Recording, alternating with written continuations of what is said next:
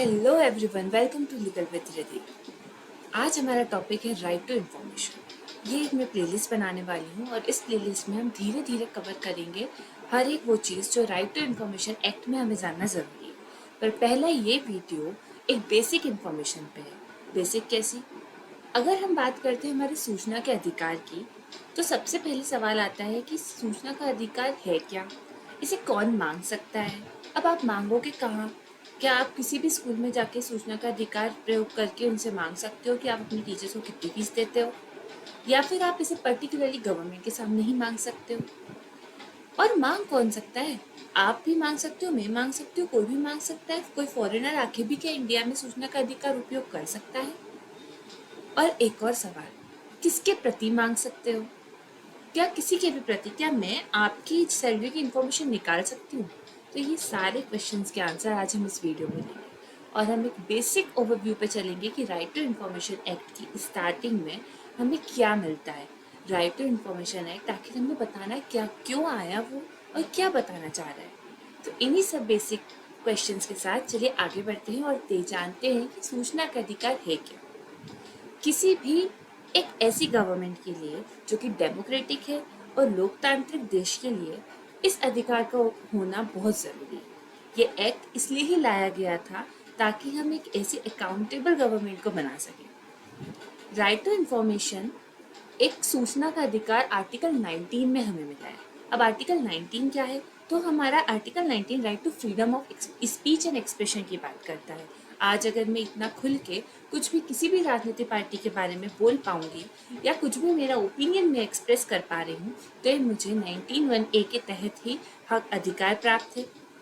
अब ये जो अधिकार है, इसके अंदर काफ़ी सारे और भी राइट्स आ जाते हैं। जैसे कि इंडिया में कॉन्स्टिट्यूशन में कोई राइट टू प्रेस का अधिकार तो है नहीं, कोई अलग से हमें हमारी मीडिया को कोई अधिकार तो दिया नहीं गया।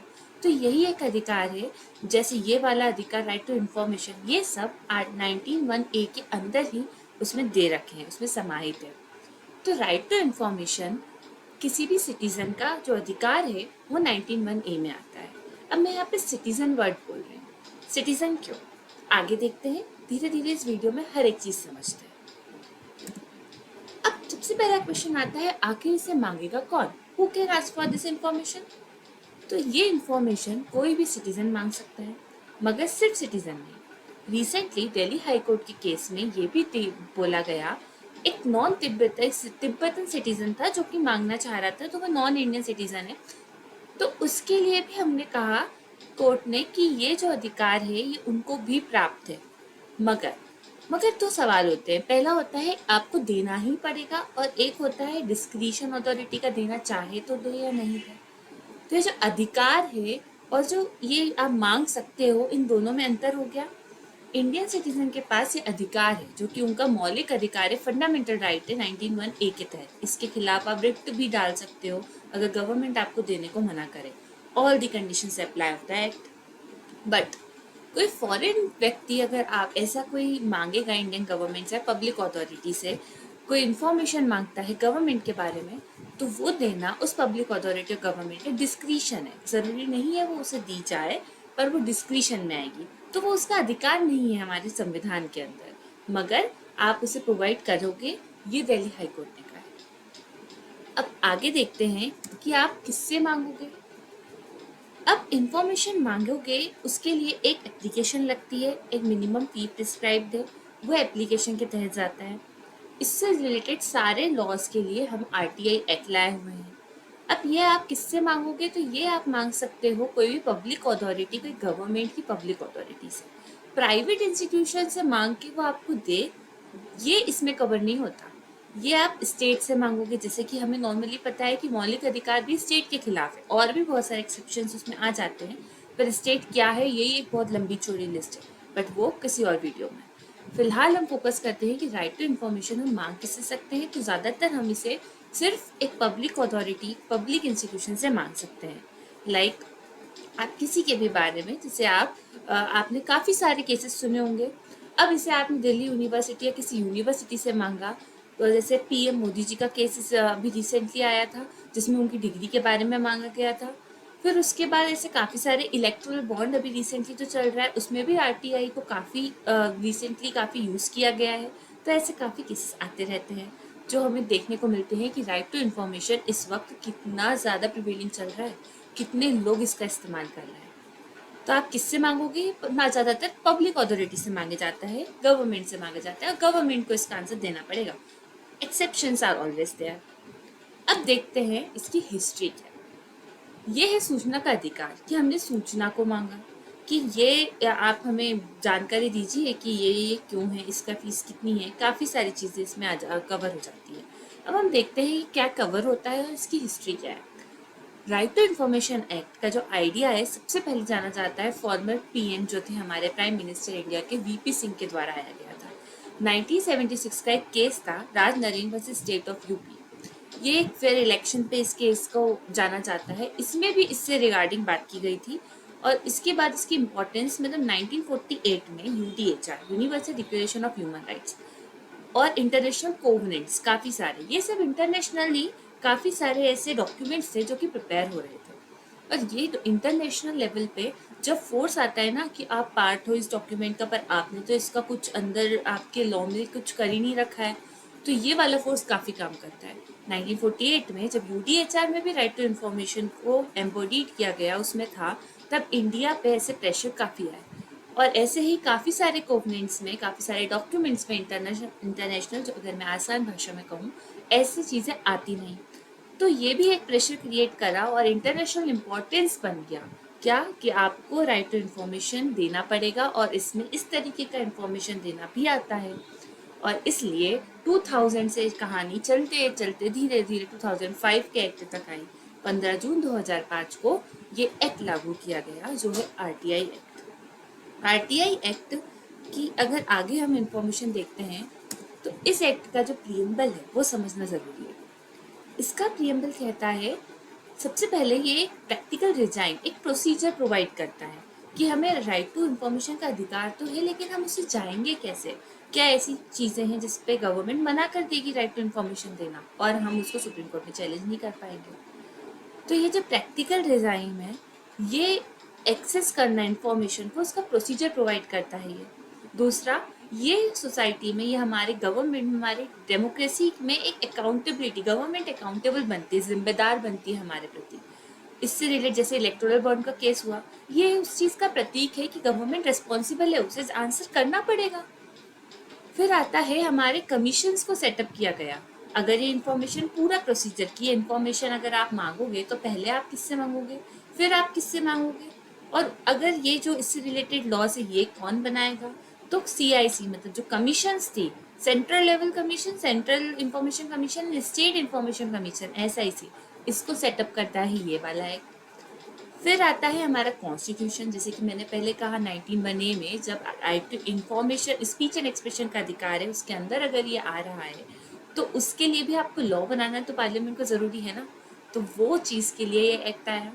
और फिर आता है कॉन्फ्लिक्टिंग इंटरेस्ट फॉर डेमोक्रेसी। ये वही बात है कि अगर कोई भी इंटरेस्ट का कॉन्फ्लिक्ट होगा, मतलब अगर सिटीजन का कोई इंटरेस्ट कॉन्फ्लिक्ट हो रहा होगा, कोई चीज़ अगर नेशनल इंपॉर्टेंस की होगी, पब्लिक इंटरेस्ट, नेशनल इंटरेस्ट की होगी, तो गवर्नमेंट को जवाब तो देना पड़ेगा ना, और इसलिए ही इस एक्ट को लाया गया। तो ये कहिए कि लोकतंत्र का सबसे बड़ा हथियार है ये एक्ट। इसके काफ़ी सारे ड्रॉबैक्स भी हमें सुनने को मिलते रहते हैं और ये काफ़ी जगह काफ़ी हेल्पफुल भी रहा है। इससे बड़े बड़े करप्शन को लेके चीज़ें पता चलती हैं, करप्शन चीज़ें खुली हैं। तो ये एक्ट एक बहुत इम्पॉर्टेंट एक्ट है। अगर आप कोई लॉ स्टूडेंट है, या अगर आप नॉर्मल सिटीज़न हैं जिसको आरटीआई फाइल करनी है, या फिर आप इसके बारे में जानना चाहते हैं सशक्त नागरिक होने के चलते, तो इन ऑल दोज केसेस के वीडियो आपके लिए काफ़ी हेल्पफुल रहेगा। आगे बढ़ते हैं। मेरी ये एक प्लेलिस्ट आएगी, ये एक उसका पहला वीडियो है जो आपको बेसिक समझा रहा है, तो आगे आने वाले वीडियो से भी प्लीज़ जुड़े रहिएगा। उसमें हम एक्ट के अंदर की थोड़ी और बातें करेंगे कि एक्सेप्शंस के बारे में जो है वो डिस्कस करेंगे कि कब ये इन्फॉर्मेशन नहीं देगी गवर्नमेंट, तो ऐसे कई सारी चीज़ें आती रहेंगी। अब सबसे पहले एक्ट को थोड़ा सा और जान लेते हैं। इन्फॉर्मेशन की मैं बार बार बात कर रही हूँ, मगर ये इन्फॉर्मेशन है क्या, तो इसको समझिए। सेक्शन 2F जो है वो इसकी डेफिनेशन के बारे में बात करता है। इन्फॉर्मेशन ये उन लोगों के लिए कारगर होगा जो कि कोई एग्जाम की प्रिपरेशन कर रहे हैं, क्योंकि ऐसी ये वाली जो डेफिनेशन है काफ़ी इंपॉर्टेंस रखती है। 2F में है इन्फॉर्मेशन ये भी, और साथ में क्या क्या उसके अंदर आता है, जैसे MCQs में आ जाता है। तो जैसे कि यूजीसी नेट का पेपर या CUET PG या कोई भी नॉर्मली कोई पेपर जो आप प्री के लिए या किसी के लिए दे रहे हैं जो लॉ से रिलेटेड है, या RTI उसका सिलेबस है। तो देखते हैं इन्फॉर्मेशन के अंदर क्या क्या आता है। इन्फॉर्मेशन के अंदर काफ़ी वाइड चीज़ें आती हैं। सूचना देना मतलब मैंने आपने एक पत्र दिया, मैं आपको कह रही हूँ नहीं, बहुत चीज़ें हैं। इसमें रिकॉर्ड्स आते हैं, इसमें डॉक्यूमेंट्स आता है, इसमें मेमोज आते हैं, ईमेल आता है, ओपिनियन भी आता है, एडवाइस आती है, प्रेस रिलीज आती है, circular, order, log books, contract, report, paper, samples, models and data material जो कि इलेक्ट्रॉनिक फॉर्म में है वो भी आता है। इन्फॉर्मेशन किसी भी प्राइवेट बॉडी के रिलेटेड जो कि आप पब्लिक अथॉरिटी से ले सकते हो, वो इन्फॉर्मेशन भी आती है। अब देखते हैं राइट टू इन्फॉर्मेशन क्या है। इन्फॉर्मेशन क्या है ये अलग बात हो गई। राइट टू आपका अधिकार इन्फॉर्मेशन का, इसके लिए भी डेफिनेशन है। तो ये 2J में दे रखा है। राइट टू इन्फॉर्मेशन बात करता है means accessible under this act which is held by और अंडर किसी पब्लिक अथॉरिटी के कंट्रोल में। अब क्या क्या है राइट टू इन्फॉर्मेशन में? इंस्पेक्शन ऑफ वर्क भी आता है, मतलब आपको इंस्पेक्शन करना किसी वर्क का, किसी डॉक्यूमेंट का, रिकॉर्ड्स का, वो भी अलाउड है। टेकिंग नोट्स ले सकते हो आप, एक्सट्रैक्ट और सर्टिफाइड कॉपीज ले सकते हो डॉक्यूमेंट्स और record. Taking certified sample of material ले सकते हो। फिर obtaining information in the form of diskettes, floppies, tapes, video cassette, ये सब चीज़ें भी आ सकती हैं। या फिर कोई भी इलेक्ट्रॉनिक मोड या प्रिंट आउट के थ्रू ले सकते हो आप कोई इन्फॉर्मेशन जो कि कंप्यूटर में दे रखी कोई डिवाइस में। तो ये सब चीज़ें राइट टू इन्फॉर्मेशन के अंदर आती हैं। अब ये बात समझते थर्ड पार्टी का सीन है। देखिए मैंने थोड़ा कार्टून से भी एक्सप्लेन कर रखा है। ये वाला जो सीन है ना, ये बहुत काम आता है उन केसेस में जैसे कि एक वाइफ को डिवोर्स चाहिए। अब डिवोर्स के लिए मेंटेनेंस प्रोसीडिंग चल रही है। अब उसको है कि पति आखिर कमाता कितना है कि मैं मेंटेनेंस उतना मांग सकूं, ये जानकारी भी चाहिए। अब पति है कि कोई भी एक ऐसी गवर्नमेंट जॉब पब्लिक अथॉरिटी के अंदर ऐसा कोई काम कर रहा है कि वो मांग सकती है। अब वो गई ऑफिसर के पास कि मेरे पति से रिलेटेड मुझे जानकारी चाहिए कि वो भाई कमाता कितना है, कि मैं उससे मैं इस बात का सूचना का अधिकार मांगने आई हूँ क्योंकि मुझे मेंटेनेंस चाहिए है, उससे मुझे जानना है। पर ये जो पति कमाता कितना है ये तो प्राइवेट इंडिविजुअल की जानकारी है, ये तो वो थर्ड पार्टी हो गई ना। अब थर्ड पार्टी होता कौन है? इधर जो वाइफ है, ये जो महिला देख रहे हो आप, ये वाइफ समझ लो। इसके ये जो 1 नंबर पे जो है ये वही पब्लिक अथॉरिटी वाले अंकल हैं, इनको जवाब देना है, ये ऑफिसर है, इनके अंडर काम कर रहे हैं। ये 3 जो है ये है भाई हस्बैंड। अब जो ये 3 पर्सन है ये है थर्ड पार्टी, क्योंकि इसमें जो मांग रहा है वो है वाइफ, देने वाला हुआ ऑफिसर। तो किसके बारे में मानी जा रही है जानकारी? वो है third party. Third party related जो इन्फॉर्मेशन होती है, मतलब कोई सिटीजन अगर कोई इन्फॉर्मेशन रिक्वेस्ट कर रहा है उस पर्सन के बारे में, वो है थर्ड पार्टी। यहाँ पे मुद्दा आता है कि अगर मैं जानना चाहूँ कि आप कितना कमा रहे हो आपके ऑफिसर के द्वारा, तो क्या वो देगा मुझे? वो पहले आपसे पूछेंगे, आपको बताना पड़ेगा कि आप अलाउ कर रहे हो या नहीं कर रहे हो, पर आपको इस टाइम फ्रेम में जवाब देना पड़ेगा। फिर वो डिस्क्रिप्शन भी आ जाता है अथॉरिटी का कि वो देना चाहेगा या नहीं। अगर पब्लिक इंटरेस्ट में होगा तो मुझे मिलेगा जवाब, भले ही आप प्राइवेट बॉडी क्यों ना हो, पर नेशनल इंटरेस्ट की बात आ गई, पब्लिक इंटरेस्ट की बात आ गई, मुझे आंसर मिलेगा, सूचना मिलेगी मुझे। लेकिन अगर आप कोई नॉर्मल प्राइवेट बॉडी, नॉर्मल एक पर्सन हो, मैं सैलरी जानना चाह रही हूँ, उसमें कोई नेशनल पब्लिक इंटरेस्ट आ नहीं रहा है, तो फिर वो अथॉरिटी पे भी आ जाता है डिस्कशन कि मेरे को देना है या नहीं देना है। और आप इसके लिए मना भी कर सकते हो, आपके इसके आंसर के तहत आपको रिप्लाई करना पड़ेगा, उसका एक पूरा टाइम फ्रेम है, ये हम आगे समझेंगे। फिलहाल थर्ड पार्टी क्या होता है हम इतना जान लिया है। अब यहाँ पे मेरे वीडियो के हम अंत पे आ गए हैं, क्योंकि एक्ट के जिस्ट में मैं आपको बस एक फ्रेमवर्क देना चाहती हूँ कि एक्ट क्या बातें करता है। तो एक्ट में काफ़ी सारी बातें हैं, जैसे कि सेक्शन 3 के अंदर हम ये जानेंगे, ये एक्चुअली सेक्शन 3 ही हमें अधिकार दे रहा है कि हम सूचना का अधिकार प्रैक्टिस कर सकते हैं। कोई भी सिटीजन इंडिया का सूचना का अधिकार प्रैक्टिस कर सकता है, सेक्शन 3 से उसे मिलता है। और सेक्शन 6 के तहत वो रिक्वेस्ट डाल सकता है, एप्लीकेशन उसे डालनी पड़ेगी। एक इन्फॉर्मेशन को आने चाहे, मतलब इन्फॉर्मेशन उसे चाहिए तो उसे एक एप्लीकेशन देनी पड़ेगी, वो रिक्वेस्ट करनी पड़ेगी। ये चीज़ सेक्शन 6 के अंदर होती है। तो ये 2 हैं जो आपके लिए एक बहुत बड़ा हथियार का काम करते हैं। इसके अलावा एक्ट में आगे आने वाले वीडियोस में हम देखेंगे कि क्या एक्सेप्शंस है जो 8 और 9 में प्रोवाइडेड है कि गवर्नमेंट मना कर देगी कि नहीं देना हमें आपको इन्फॉर्मेशन। ऐसे कई सारी अथॉरिटीज़ हैं, जैसे कि आप इन्वेस्टिगेशन ब्यूरो, आप उनसे नहीं मांग सकते इन्फॉर्मेशन, उनकी इन्फॉर्मेशन कॉन्फिडेंशियल होती है नेशनल इंपॉर्टेंस में, तो वो उनसे इन्फॉर्मेशन मांगना मतलब वो लोग इन्फॉर्मेशन आपको नहीं देंगे। ऐसे कई सारे वो भी हैं। 17-18 में कई सारी बॉडीज़ हैं, SIC और CIC से रिलेटेड बातें हैं कि कितने लोग होंगे, क्या होगी, अपील होगी, ये सब चीज़ें। अपील से रिलेटेड जो प्रोविजंस है कि अगर आप किसी से इन्फॉर्मेशन मांगते हो वो मना कर देगा, फिर आप कहाँ जाओगे, तो वो चीज़ें आपको 19 में मिल जाएंगी। और उसके बाद पेनल्टी। तो ये ही सब चीज़ों को डिस्कस करते हुए मैं कुछ वीडियोस और लाऊंगी। आई होप आप इस वीडियो को एंजॉय किया, आप समझे इस वीडियो से। प्लीज़ इसे शेयर कीजिए, सूचना का अधिकार के को और लोगों तक पहुंचाइए, और प्लीज़ कमेंट करके ज़रूर बताइएगा कैसा लगा, क्या मैं इम्प्रूव कर सकती हूँ। सब्सक्राइब कीजिएगा, इससे मोटिवेशन बना रहता है। Thank you so much for this video. Thank you so much.